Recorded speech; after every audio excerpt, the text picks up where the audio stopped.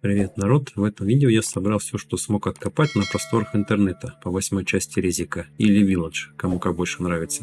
Здесь пойдет речь о том, почему выбрали именно концепцию деревни, готический стиль, существ и многое другое. Погнали!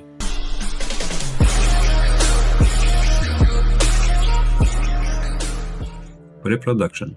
Кому попросила своих разработчиков начать работу над Resident Evil Village за 6 месяцев до выхода Resident Evil 7, что оставило команду неуверенной в том, в каком направлении они хотят двигаться, прежде чем первая в истории игра Resident Evil первого лица получила положительный отклик. На Agent First о создании Village и источниках вдохновения режиссер Маримаса Сато объясняет: «Мы все еще были заняты разработкой Resident Evil 7, но мой босс посоветовал мне начать планировать следующую часть серии. В то время мы еще понятия не имели, как пользователи отреагируют на новый хоррор и персонажей седьмой части. Нет ничего необычного в том, что планы на сиквел основной серии будут разрабатываться до выхода предыдущей игры, но Resident Evil 7 стал серьезным отклонением от серии, а это означало, что разработчикам Village пришлось ждать, чтобы увидеть реакцию на нее, прежде чем полностью приступить к прямому продолжению, а не к очередному переосмыслению. Мы понятия не имели, как будет воспринято изменение точки зрения, поэтому поначалу мы очень волновались.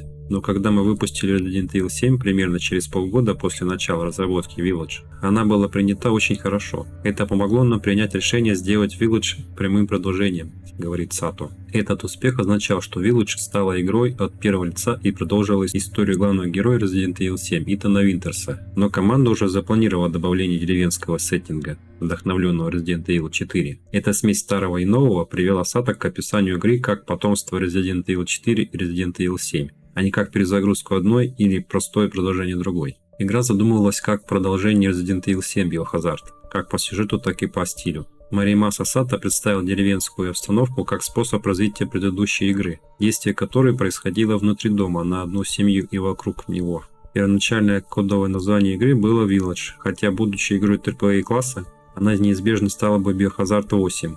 Когда Маримаса Сато выразил беспокойность тем, что число 8 сделает сериал недоступным для новых фанатов, другие руководители и разработчики согласились и решили, что Biohazard Village более интересное название. Принимая во внимание предыдущую игру во время разработки, также было решено, что запланированные страхи в игре будут скорее разбросаны, чем сконцентрированы. При этом опрос, проведенный в декабре 2017 года, показал, что некоторые люди не хотели играть в игру из-за жуткой атмосферы открытой игры, а также то, что игроки слишком рано теряют чувствительность к стилю ужасов и делают последующие страхи неэффективными. История. В отличие от многих других игр, которые позиционируются как отдельные истории, не связанные со своими предшественниками, в 2016 году уже считалось, что у Resident Evil 7 Biohazard должно быть продолжение, которое продолжит историю Итана Винтерса. Вместо того, чтобы быть чистым листом для игрока, чувствовалось, что Village будет относиться к нему как к более живому персонажу. Основная история развивалась на основе ранней версии, которая вращалась вокруг затерянной во времени европейской деревни и замка. Одна из первых идей, от которой отказались, заключалась в том, что история будет разделена между двумя главными героями, причем второй из них переживет вспышку эпидемии во времена Средневековья. Дальше последует видео с выставки E3 2021 года, которое я перевел с субтитрами. Наслаждайтесь!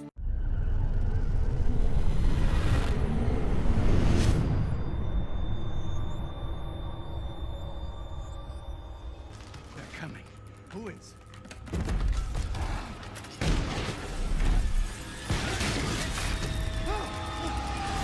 Ethan Winters. Welcome.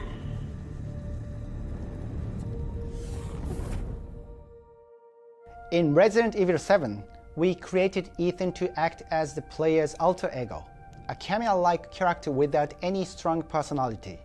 However, through the course of production, we became attached to Ethan and we became curious to find out what will happen to him. And this decision to have him as the main character in Village came to us early in the production.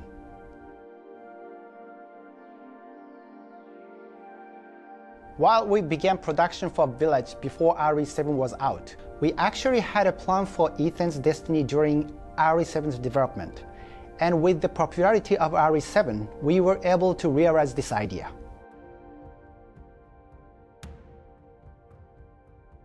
Since Ethan was created as the player's alter ego, we wanted to leave his face up to each player's imagination.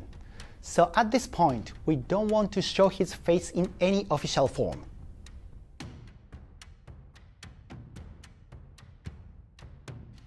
In Village, showing that Ethan is in pain is an important tool to instill fear in the player. We don't have anything against his hands, but even we can admit that he has gone through a lot throughout the years.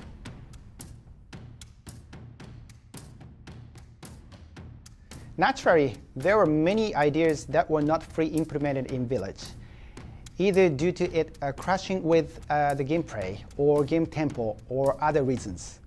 But all ideas were utilized in the finished product in some way or another.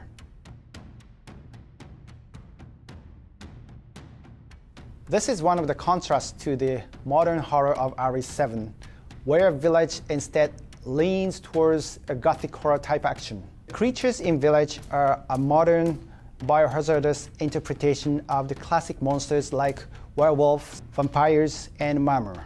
Lycans are just one of them.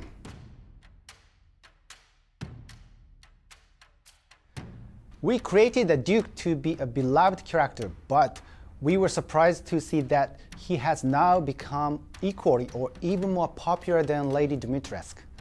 It's also fun to read fans commenting that this Resident Evil game is the one that made them cry.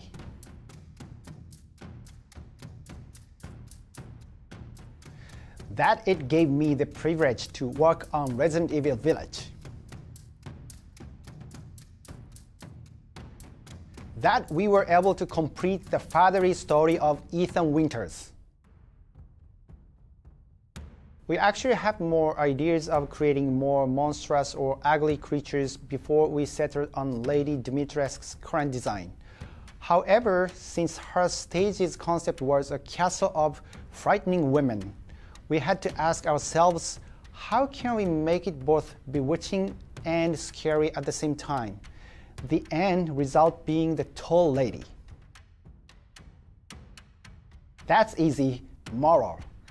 It was tricky to balance the mammon design aspects while still keeping it in the Resident Evil style. I think the team did a good job in the end. The most fun design was the Duke and the Big Baby. Both characters had very clear purposes, so it was rather intuitive how they were supposed to be. It must be the random lines from the Duke. He must have some kind of deal with the merchant from RE4. As Village is a sequel to RE7, having Chris, who played an active role in cleaning up the incident in the previous game, was a natural choice for this game. Throughout Village, Ethan really shows his strong will to get his daughter back. I think Hank, even with his expertise, is no match to Ethan's fatherly love. The concept of the Village is to provide players with a variety of different kinds of scary experiences. The House Benevolent was created as the stage that embodies one of the scariest experiences in the game. It is Donna that is speaking her mind through Angie. Or actually, it is more like Donna herself wearing a distant persona. There was indeed an early idea for her to appear in this game, but the pacing of the game and the narrative consistency prevented us from going with it. The sequence we had planned for her only remains in the way that fans have discovered.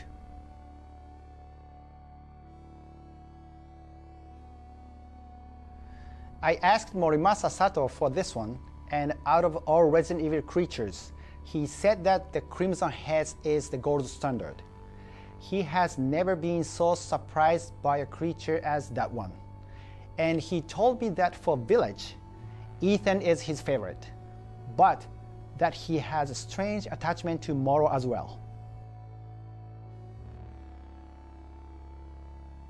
We are aware that many players have asked us to delve deeper into Village, and that is why I can tell you that we have decided to create a DLC. We're so grateful that people have been enjoying it so much.